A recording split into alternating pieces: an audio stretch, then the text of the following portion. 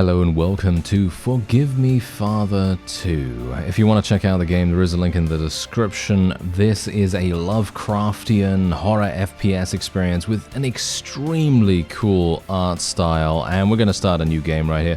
You can play on easy, actually you can play on very easy, I didn't even know that. You can play on very easy, normal, hard, and expert. So if you're really good, then by all means go and play on expert. Anyway, this is currently in early access on Steam, and I actually loved the first one, and this is obviously the sequel to that, and it is amazing. It's one of those games where you just literally think to yourself, wow, this is actually the soundtrack, the aesthetic, the way that the game handles is so smooth, so fluid. The soundtrack is amazing. It captures the creepy vibe of exactly what you would want out of a horror experience, but it also encapsulates the feelings of Doom 2016, that is. And it's really good. And look at this, I can press this button and flush the toilet and then it goes down. Yes, that is wonderful. Look at that. That is amazing. That is so good. Anyway, this is also very stylized. Like I said, the aesthetic is amazing. There is no voice acting at the moment in the game. Obviously, as you might expect, that is one of the last things that will probably be implemented, as, again, this is obviously early access. But you can purchase it right now if you so desire, and you can play it. And there are so many different secrets in this game as well. So many secrets, and I actually have no idea whether I can even whether I can even find any, to be honest. But we start with a knife. And this is our first opponent. Boom, there you go. He's out of there. He's out of there. So basically the premise is that you are trapped in this place and you have to try to survive against a myriad of various enemies. And you are obviously going to be then, you know, put up against more and more enemies, and they're going to be different in some way or another. And they're actually going to be introducing them at a really decent pace. Actually, a really good pace, in actual fact. A pace that is so good that I don't get bored at all. I think to myself, wow, okay, they've already introduced 2 different enemy types. Did you see that just now? They literally just did that. And that just goes to show, you know, that just says everything that you need to know. You know, they're very quickly getting you embroiled into the game and getting you invested in upgrading yourself and getting additional equipment. Now, there are secrets, like I said. Look, there's some armor right there. That's not particularly a secret, I guess, but it is a resource that you do want to try to search out, because it's going to make a big difference. Now, the first game did actually have bunny hopping and a variety of other movement-based mechanics, but they've actually changed that in the second one. Not sure how I feel about it right now. For me personally, I don't really mind too much. Bunny hopping is definitely something that I like to do in these kinds of games. And these guys need to die. Oh no. Yeah, this is a bit of a problem, isn't it? Oh yeah, I just got shot and all my armor just evaporated. But yeah, anyway, we got the revolver now. As I say, bunny hopping definitely is something that I really enjoy doing. But what I really like is the gunplay in this game. The gunplay in this game is super satisfying. And it's because of the explosion, right? It's because of the explosion. As soon as you shoot, enemies just get evaporated. You know, they just explode in gore and blood and, you know, all these body parts going everywhere. And obviously, it is very ultra-violent sort of style. It is not not realistic in the least, because of course that's not what it's supposed to be, right? It is not supposed to be realistic. Now these guys, I can just use my knife, so I don't even need to use my revolver technically, so I can really easily just deal with these. Now the ones with the sort of like prisoner garb or whatever they're called, not the office workers, I have no idea what they're officially called, so I'm literally just giving them you know, stupid names that I think of on the spot. But basically, the guys with the prisoner garb, they're the ones that are going to take 2 hits with a knife to kill, and the office workers only take 1. So you do have to be a little bit cautious about that kind of thing. Also, these guys, these big guys, they are going to have guns and they're obviously going to shoot back. But thankfully, because they are projectile based and not hit scan based, because of course if it was hit scan, then I would be having some big problems. Now you can obviously explore around the place, and it is very much encouraged to do so. You really do want to explore as much as you can. You're going to be rewarded for it, and indeed you may even find some ultra secret things that are going to be exceptionally powerful for you as well. So very, very nice to do that. If you want to, obviously, you don't have to, but there are definite benefits to do so. Okay, let's just shoot that. There we go. And yeah, there's also an extremely intricate horror element associated with this game. It's actually so cleverly implemented. It's really, really quite surprising, considering this is indeed a fast-paced FPS experience. I mean, really, it is fast-paced, obviously, as you can quite clearly tell, but it makes me feel uneasy because of the soundtrack, because of the the sound effects in regards to the enemies and just generally the environments. It makes you feel uneasy. The soundtrack is so well done, though. I don't know whether you've been hearing it, and actually, you know what? I'm just going to shut up for a real quick second. You can hear the soundtrack when we're kind of just exploring and we're not in combat, and then I'll enter combat a few seconds later, and that will actually show you the the reason why I'm comparing this soundtrack with Doom from 2016.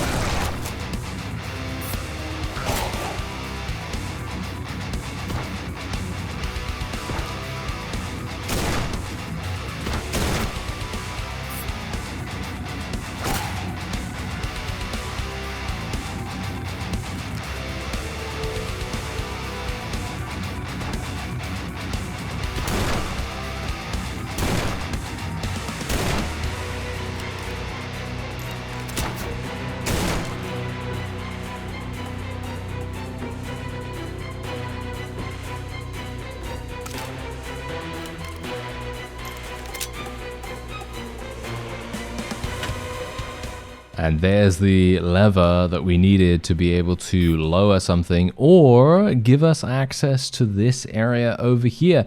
And now that lever, right, that's so incredibly well hidden. It's actually so funny as well, because if you think about it, it's not actually well hidden at all, but this is a little secret that you can, obviously find. And it's funny because you can actually go on the other side of this. You can go on the other side of this, and you can then look inside and you can see, oh, look, there's some armor, there's some ammo here, and there's all kinds of wonderful things. I actually fell down without meaning to. Oh, well, that's great, isn't it? But yeah, we're back here immediately, so it doesn't really matter. But what's funny is that the reason why I think this game is so good is because of the game design tenets that they're using here. I don't know whether you've noticed that. I'm just going to draw attention to it real quick. Look at what's going on here. What happens when you're playing a fast-paced FPS? You kind of gain a little bit of tunnel vision. I don't know about you, but maybe it's just me. I don't know. But I gain a little bit of tunnel vision, and I think, oh yeah, I'm just going to go through this door because I'm excited to progress. I want to see what's going to happen next. However, the way that they hide the lever that we just, opened, it's right behind us, behind these plants, and you don't see them that much. You don't see this that much, right?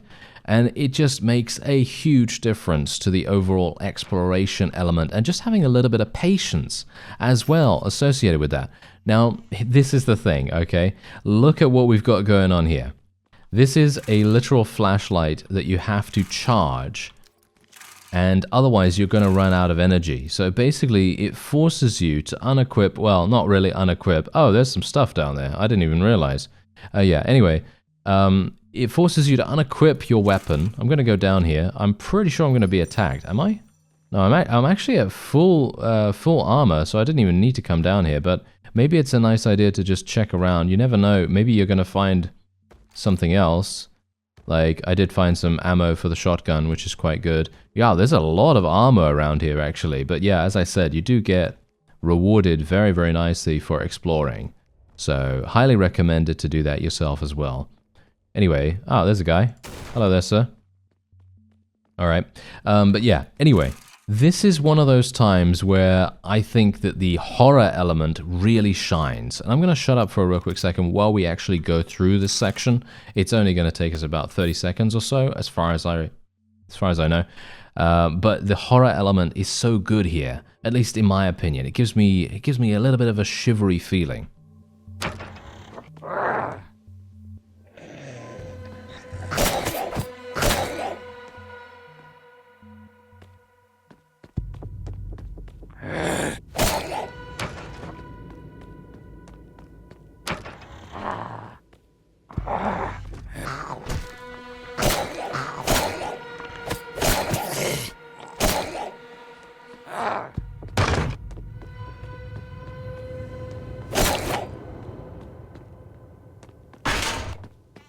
Now, I don't know if it's just me, but the lack of music, or the very minimalist style that they've taken with this particular section, and indeed with most of the exploration that you're going to be seeing in, you know, this portion of the game, or shall we say, in non-combat portions of the game. Let's just say that. That's a little bit more, you know, obvious. But in those kinds of, you know, sections, you're going to literally be on edge. You know, you're going to be very, very much like, oh, you know, I might be attacked from behind here. I'm not going to be able to hear them. But what's quite funny is the ability for the game to be so... let me see now. It's got a really interesting audio system. And what do I mean by that, okay? What do I mean by that? Well, apart from the fact that obviously the soundtrack is fantastic, the sound effects and the decision-making to cause enemies to make a specific sound whenever they appear or whenever they basically get aggroed on you, that is a huge deal. And I don't know whether they're taking cues from a game like Left 4 Dead or something like that, because obviously Left 4 Dead, they definitely, I think, probably pioneered that kind of system, but it's so nice to see that in a game that, you know, has come out recently, because I very rarely get to see that kind of thing. I don't know why, because I personally think that this kind of system is amazing, and it's certainly something that I would like to see more of, because I don't know about you, but whenever I'm playing a game like this where, you know, you're kind of up against it, you know, it's you versus all of these enemies, it's going to be really quite difficult. However, if you make it so that the player has a great deal of detection ability, you know, is able to see accurately, or shall we say more so hear accurately what is about to happen, or you know, what kind of enemies they're going to have to deal with, it is going to be a lot more forgiving in that sense, but it's also a lot more, it's giving the player a lot more agency. So it's allowing them to basically go, oh yeah, I know what's going to happen now because I have heard that there's this particular enemy in the area. And yeah, sure, you know, maybe some of the time it doesn't really matter that much.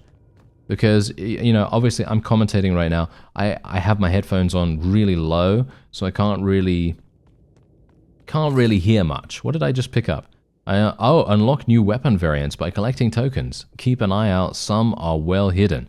Oh, well, that's cool. Look at that. Okay, so we did just gain a weapon variant, so that allows us to, yeah, obviously that's another thing in this game. You can customize your weapons quite dramatically.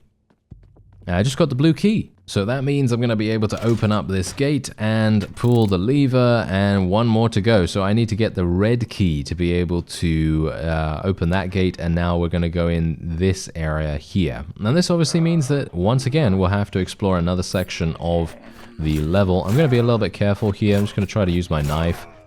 Try to be a bit economical. Oh dear. No, oh, okay, that was a bit close. I definitely don't want to go too close to those big guys, because they have guns, of course, as you might expect. and they're going to be quite difficult to deal with. Now, there is no aim down sight or anything like that, just so you know.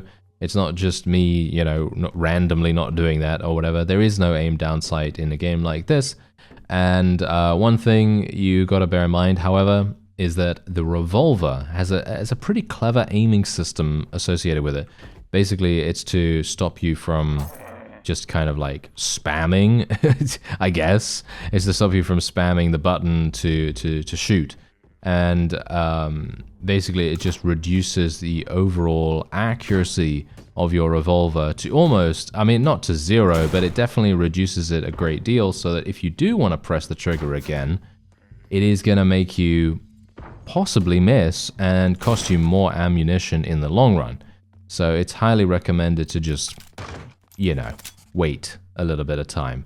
I for some reason reached the checkpoint. I'm not entirely sure. Did I get this? How did I actually do that? Because I apparently completed this. This is super weird because I didn't think I actually did anything over there. I guess I was just absorbed by my commentary and what I was thinking at the time. Okay, let's just destroy that. Get some ammo. There we go. Okay. Oh, that's a lot of enemies right there. Okay, wait a minute. Let me just get my shotgun out. Do I? Hey friends.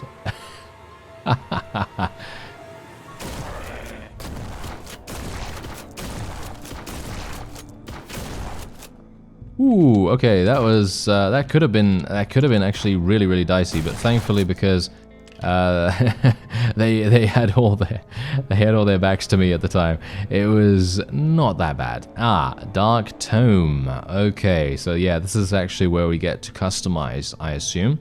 We got some ammunition there as well. Yeah, let's do it. Fight off incoming evil with Dark Tome's eldritch powers. And here it is. Yeah, there we go. We basically entered the evil state, as it were. And yeah, we are now going to be absolutely murdering everything that we can get our hands on here. And we're going to be... I don't even know what this gives me, actually, to be honest. I think this gives me more speed? More speed? Okay. Oh, I just completed it. Okay, I didn't actually mean to do that. But there you go. I didn't actually mean to leave at that exact moment, but I apparently went into the end of the level, which is somewhat sad actually, because I would have liked to have continued a little bit more there and maybe hopefully killed all the enemies actually. So it's probably a good idea for us to visit the asylum. I probably would have been able to find yet another secret and indeed killed all the enemies if I had not run into the exit by mistake, but there you have it. Anyway, we have story over there, and yeah, obviously, as you could tell, we are literally in an asylum. And so obviously look at what's going on the screen right now. This is obviously the script that is not voice acted at the moment, but you know, that doesn't mean that it won't be forever. And let's just see here. Dear friend, do you remember Pestisville? Our apartment in the Harbor District may not have been a fancy place, but it was always a spot to rest after the toils of the day. To this day, I recall that ever-present scent of fish and seafood. This city will never be the same again. The newly opened psychiatric hospital, its echoes resounding through the cobbled streets, kept us awake and at night. To make matters worse, the escape of patients brought these once peaceful neighborhoods to the brink of despair. People are now afraid to step out onto the streets. I have nothing to eat, and all the shops are either closed or looted. This city will never recover from this catastrophe. Alright, and now we can leave. Who's this? Hello, sir. Well, I gotta say, I actually really like the animations in this game as well. I think they have done a fantastic job because it is just so stylized, so hyper stylized actually. Don't open, madness inside. Yeah, I mean, that's the point. Where actually are we? This is the point. Where actually are we? It's kind of crazy. And look at this. These are all the people that we've been killing, basically. Or not all the people that we've been killing, but you know what I mean. We can actually turn on the music. A gramophone playing metal. That is actually quite funny. Yeah. Anyway, wash your hands. Yes, we should definitely do that. Okay, what's in here? I sense something strange here, like memories. And this is obviously where we started, I believe, last time, right? In the first run or whatever. But yeah, I'm actually.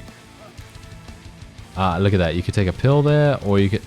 Oh, okay. I see. Red pill or blue pill. And what's really funny about this is, do you see this guy's glasses? It reminds me of the Matrix. Okay. I don't even know what to take. What should I take?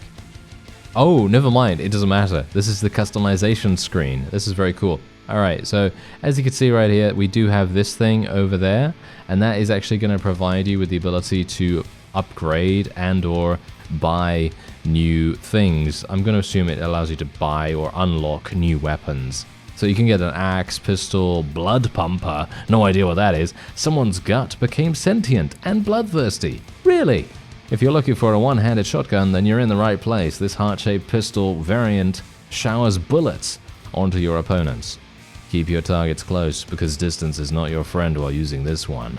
Alright, so obviously you got that, and then you got the double-barrel shotgun, of course. Very cool. I like it. What's the other one? Aha, okay, so this is the Dark Tome. So basically, yes, as you can see, haste is the thing that I have at the moment, and I have the ability to use that to significantly boost our fire rate and reload speed, and you can obviously edit it however you so desire. I have 157 of this essence right now, unfortunately, so yeah, you can obviously buy things. For example, I'd like to buy this. Darkness, never heard of it. Improves your flashlight in almost every way. Then you got resistance here, significantly reduces incoming damage. The percentage of damage you deal heals your wounds. That's amazing. Madness fills your body and weapons, causing you to deal additional damage to enemies. And when struck by an enemy attack, deal damage to the attacker. All very useful. All extremely useful. But unfortunately, I don't have enough just yet. And that's actually going to be it for this episode. Pretty short video, but I think it basically shows you everything you'd like to know about the game. By the way, there's also a boss fight. So, yeah. There's also, I don't even know how many boss fights they have at the moment, but as far as I'm aware, they definitely have one. And if you'd like to check it out, there is a link in the description. I thank you very much for watching, and I'll see you next time.